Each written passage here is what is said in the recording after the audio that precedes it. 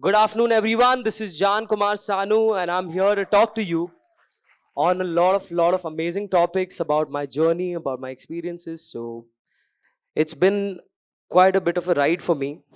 I'm just gonna take my pointers here, and we're gonna embark on this journey. Are you guys ready? Yeah. So the first question that I was asked a lot of times since I've gained my senses, why I chose to be a singer, because a lot of people think that because my dad is someone, I have chosen his line of work. But that's far from the truth. I actually sang before I spoke. I was two, and there was this Ganesh pandal opposite my house where Jay Ganesh used to play all the time during Ganesh Chaturthi. And I don't know, something like, it just kept playing and playing. And one day I just started singing along with the whole bhajan. So I can say that, yes, I have been blessed by God, and I am a God's child, I would say, because a very few number of people I have heard have actually sang before they've spoken, and that was much before I actually knew who my dad was. And at the age of 2, honestly, you don't really understand that your dad is a legend and everything. So I just started singing. Maybe it was God's way. um, I started my journey at a very young age. I was 2 when I started singing, and I started learning Hindustani classical at the age of 3. Hindustani classical music. I used to do my riyaz and everything. Pehle it used to be very boring for me, like 3, 4 year old kid just made to do sa sa sa. But then I found peace in this, in this whole madness that we call Earth, the chaos and everything. I was a small little kid, and the only thing that I knew since my childhood was how to sing. I've been asked this question a lot of times. If not a singer, then what? I don't have an answer to it, honestly, because this is all that I know. I literally do not know anything other than singing. This is all that I've known since I was a kid, and this is all that I want to do. It's like breathing to me. So, when I started off at the age of 3, um, I was a bit like, on the lighter side of things, casual, theek hai, I'm learning music. But by the age of 5, I started working. So all of y'all have seen these cartoons, Bob the Builder, Pingu, Noddy. Y'all have seen the Complan ads and the Maggie ads and all. Yeah, that's my voice. That's me. So I got into this discipline and this whole curriculum of working at a very young age. And that would mean waking up at 4, doing my riyas, going for these dubbings and recordings, and then coming home the next, probably sometimes we'd have these schedules that would go on for days.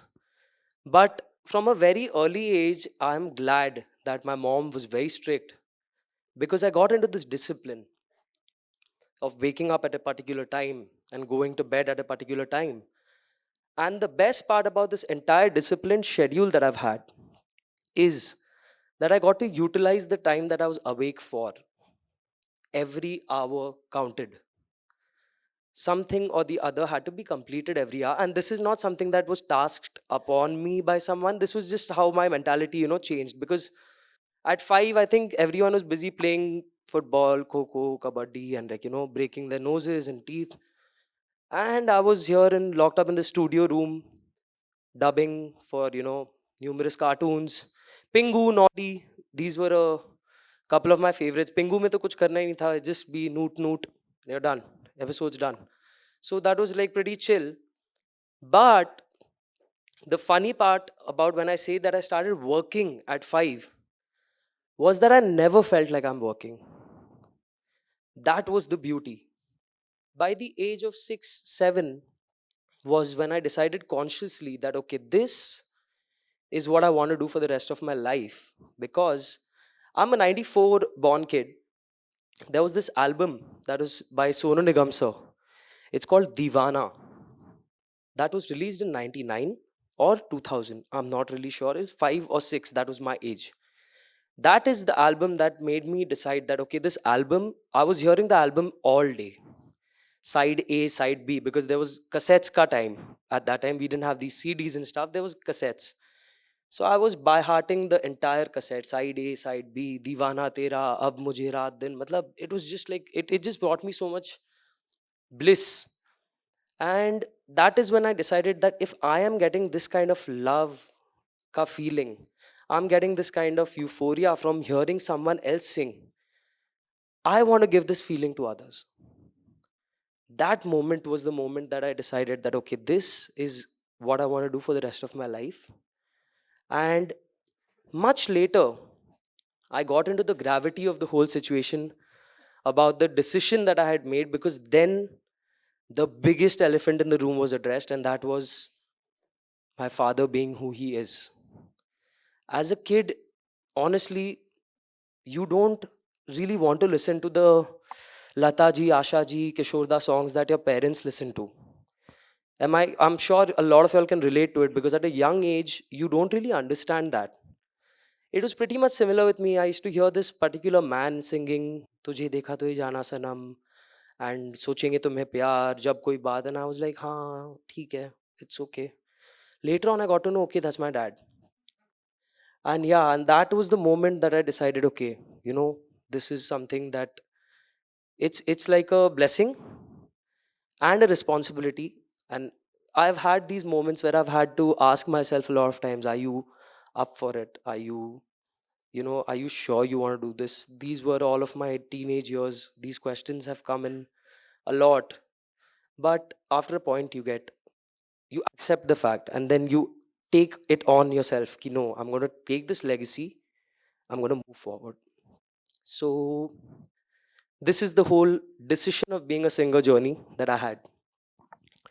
And as I grew up, singing talents were coming into the picture. At the age of 8, I released an album that got me into the Limca Book of Records as the world's youngest singer. It was a full featured Bengali album, and I honestly didn't know that I was making a record or doing something. For me, it was just another day of living my life, enjoying it, and doing what I love. So we recorded these tracks, and suddenly, so my hometown is Calcutta. I go back to Calcutta on vacation, go to my granny. She's my love. She's my first music teacher in my life. At my granny's house, one day I see the newspaper come in, and I am on the newspaper. That was a surprising moment, because apparently the album that I had recorded was the highest selling album in Calcutta. And I was just 8. It was too big a concept for me to grasp. So I was like, wow, I'm on the newspaper. I didn't know what the article meant or what it read.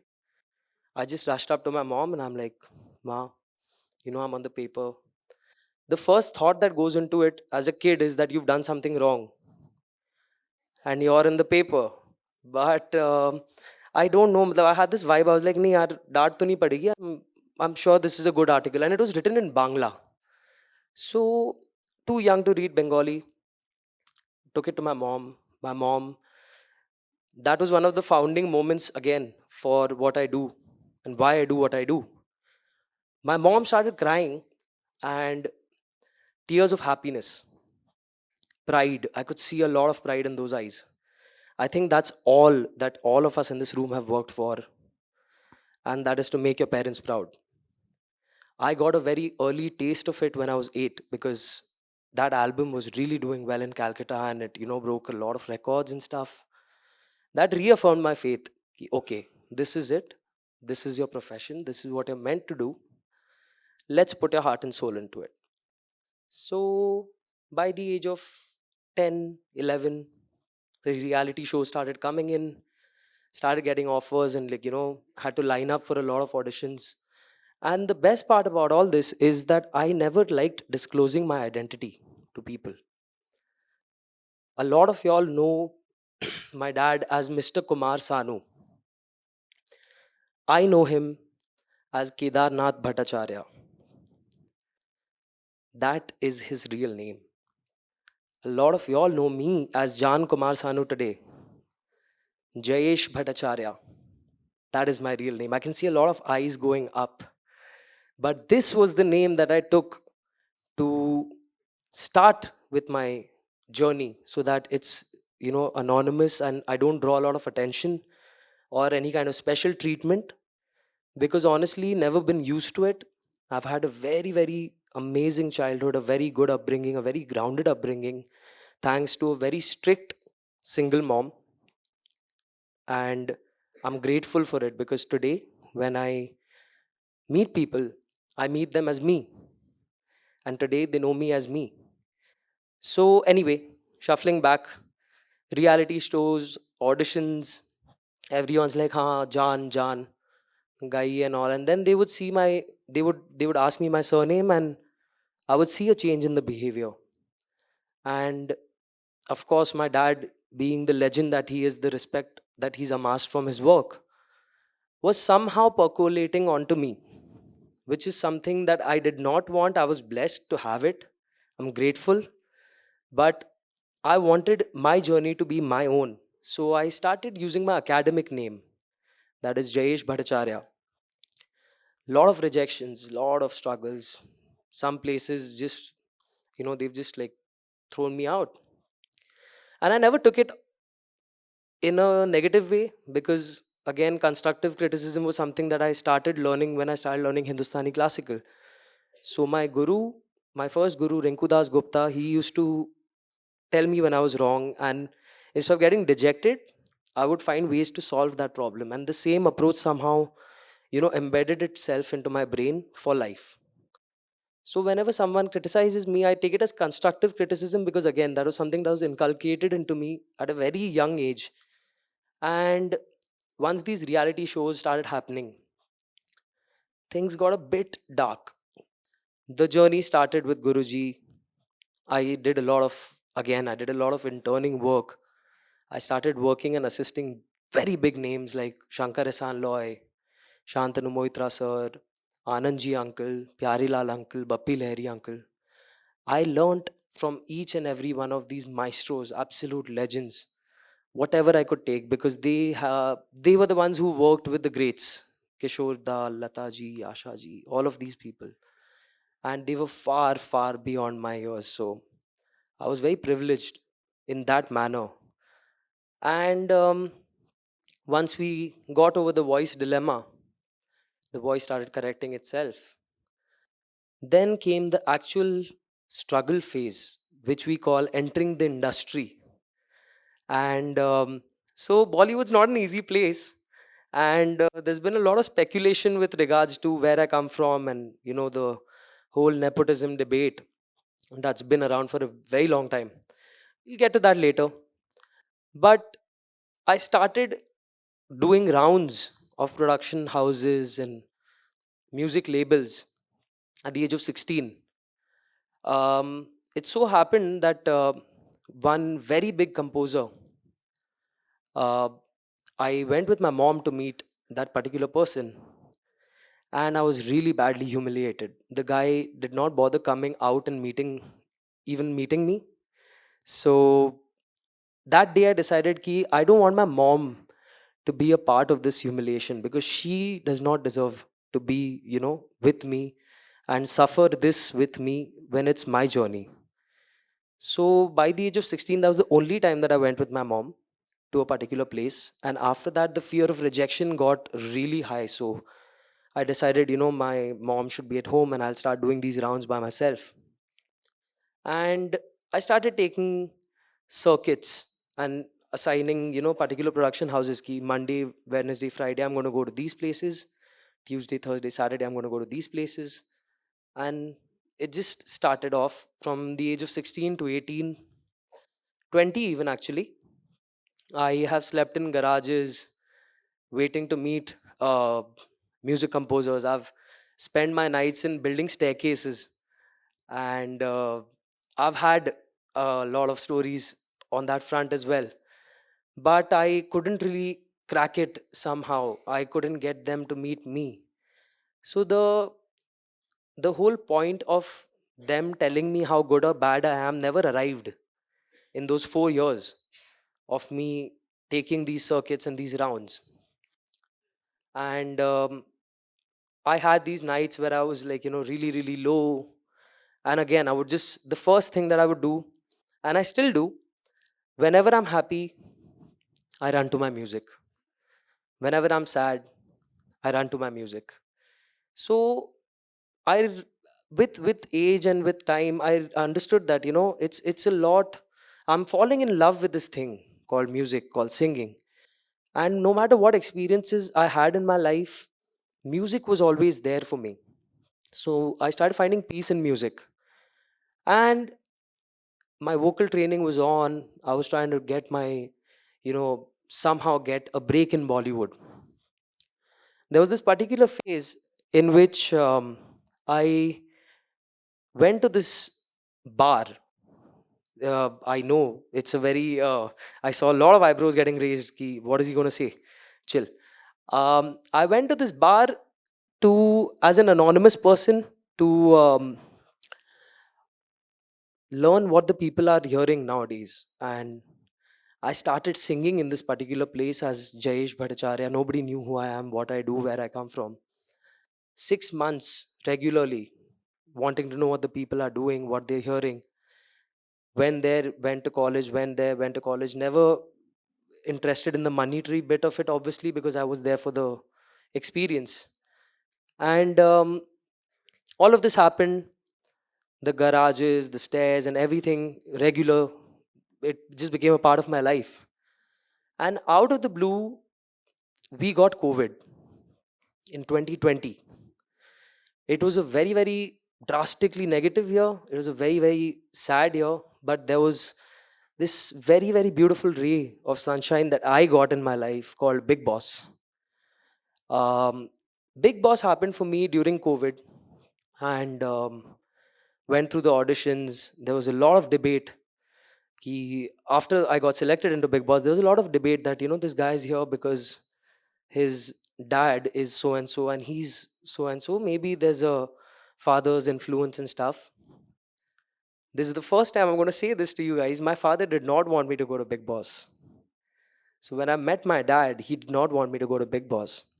But since it was my own journey, I decided that this is going to put me on the map. This is what's going to make people know that there's someone called Jaan Kumar Sanu, and he's a singer. So I decided to do Big Boss, met a lot of different people, saw a lot of shades inside the house, and I was like, okay, this whole nepotism debate has gone way too big. Time to settle it once and for all. Got the opportunities, performed in Big Boss, won a lot of hearts, reached till all of you guys somehow. And later on, I thought, wow, life is good. Now Big Boss is done. Ab to kaam hi kaam aayega. Ab to. Now I'm set. And that was a mistake. Because post Big Boss, what I did not realize was that this one word, nepotism, is going to play a very, very heavy role in holding me back. Today, wherever I am or whatever I'm going to reach, wherever I'm going to reach, it's primarily my mom's blessings, my Guruji's teachings, and a lot of hard work on my own part because um, my father decided to let me go on my journey by myself. So I feel the entire talk, the entire thing that I've just told you guys, um, even today, my manager's sitting right here, Uddhav is right here, you guys can ask him. Even today, the struggle is real, guys. Even today, I'm waiting outside doors, I'm waiting outside buildings, garages. The only thing that Big Boss changed for me is now I'm a known face. Now the music composers or the producers come out and they're like, oh, Jaan, no time today, sorry. That's all. But the main the main thing that I learned from my entire journey that I had to take on by myself is you've got to keep going. Life is going to test you on every level. And it's just like a video game.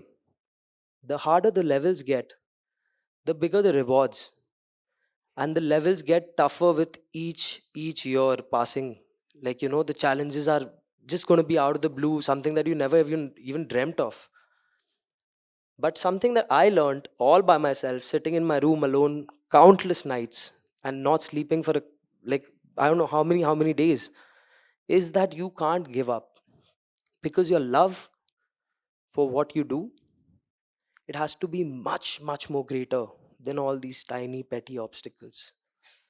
Your love for what you do has to be bigger than the obstacles that life is throwing at you. And once you accept that, once you fall madly in love with what you do, I don't think you're going to feel like you're working even for one day. So I feel, on a concluding note, I just want to tell you guys one small thing that I've learned. I'm far too young to, give you guys any wisdom. There are a lot of much more experienced people here, but the thing that I've learned from my journey is very simple. Keep going. Life tests you. It's like ups and downs that shows that you're alive. Because when you flatline, we all know what that means, right? So when you're on the heart monitor, it goes up and it goes down. That's how you know a person's alive. But when it's flat, it's done. So you're going to have ups and downs in your life. You're going to have a lot of challenges in your life. But your love for what you do has to be bigger than all of this. You've got to see the bigger picture. And trust me, if you see the bigger picture, you're throwing it out into the universe. You're actually breathing life into it. You're manifesting it. And it will come to you no matter what you do.